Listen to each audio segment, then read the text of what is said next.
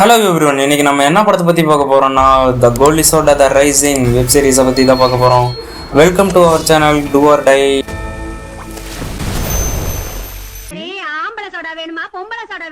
இந்த வெப் சீரிஸை பார்க்கணும்னா கன்ஃபார்மாக நீங்கள் கோலி சோடா 1 இல்லைனா கோலி சோடா 2 இல்லைனா போயிட்டு போது கோலி சோடா 1 ஃபுல்லாக பார்த்துருக்கணும். ஏன்னா அந்த கேரக்டர் நெக்ஸ்ட் 8 இயர்ஸில் எப்படி இருக்க போகிறாங்க அப்படின்றது தான் ஓல்டு வெப் சீரிஸுமே. ஸ்டார்டிங் சீன்லேயே பார்த்தீங்கன்னா சேரனோட என்ட்ரி தான். சேரன் ஜெயிலேருந்து வெளியே வருவார். அவர் ஏன் ஜெயிலுக்கு போனார்னு ஃப்ளாஷ்பேக்கில் தான் தெரியும்.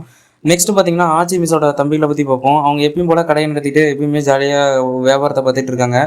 அதுக்கப்புறம் சரி ஏன்டா வியாபாரம் பார்க்குறோன்னு நினச்சிக்கிட்டு சரி வட்டம் விட்டு இன்னும் 2 பேர் சும்மா இருக்காங்களே ஆள் இல்லாமல் அப்படின்னு சொல்லிட்டு அவங்களுக்கு ஆள் தேட வட்டம் விட்டு விளையாடிட்டு இருப்பானுங்க.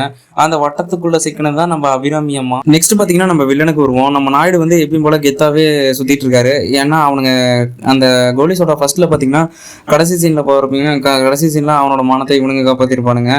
அந்த விசுவாசத்துக்காக அவர் 2 பேரும் ஒன்றாவே இருப்பானுங்க. பட் இருந்தாலும் ஒன்றா இருக்கக்கூடாதுன்னு யோசிச்சு டேரக்டர் இன்னொரு சரி பக்கத்துலேயே இன்னொரு சந்தை ஓப்பன் பண்ணுவோன்னு சொல்லிட்டு அதுவும் நாயுடு கண்ட்ரோலில் வரணும்னு சொல்லிட்டு போராடிட்டு இருப்பான் நாயுடு.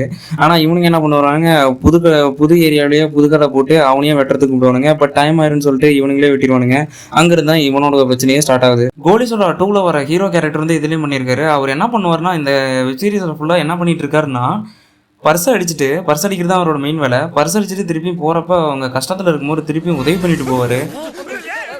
இந்த வெப் சீரிஸில் மெயின் வில்லன்னு பார்த்தீங்கன்னா நம்ம சாம் தான் நடிச்சிருக்காரு. இயற்கை படத்தில் நடிச்சிடல அவர் தான். இந்த கேரக்டர் நல்லாவே சூட்டே ஆகாத மாதிரி இருந்தது. வில்லனே லூசுத்தனமாக இருக்கிற மாதிரி இருக்கு. விஜய் டிவி புகழ் குட்டி வில்லனா நடிச்சிருக்காரு. அந்த கேரக்டர் பேர் வந்து உருண்டை. அவர் என்ன பண்ணுவார்னா ஆவேசம் படத்தில் வந்து மன்சூர் அலிகானோட கெட்டப் வந்து ஃபகஸ் ஃபாசில் போட்டு அவரை மாதிரி ஆகணும்னு நினைப்பார்ல. அதே மாதிரி தான் இந்த வெப் சீரிஸ் ஃபுல்லாகவே புகழ் வந்து ரவி, சாமோட பேர் ரவியோட பிடிக்கணும்னு சொல்லிட்டு அவர் மாதிரியே கெட்டப் போட்டு படம் ஃபுல்லாக வெப் சீரிஸ் ஃபுல்லாக சுற்றிட்டு வருவார். இப்போ என்ன பிரச்சனைனா ஒரு பேக் வச்சுட்டு சுற்றிட்டு இருப்பானுங்க.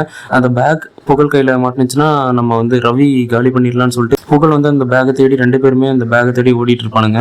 இந்த வெப் சீரிஸ் ஃபுல்லாகவே இப்படி தான் சப்பையாக முடிச்சிருப்பாங்க. நெக்ஸ்ட் வெப் சீரிஸ் வந்தால் அதோட கண்டினியூ ரிவ்யூவை நம்ம வீடியோவில் பார்க்கலாம், நம்ம சேனலில் பார்க்கலாம். மறக்காமல் சப்ஸ்கிரைப் பண்ணிக்கோங்க, லைக் பண்ணுங்க, ஷேர் பண்ணுங்க.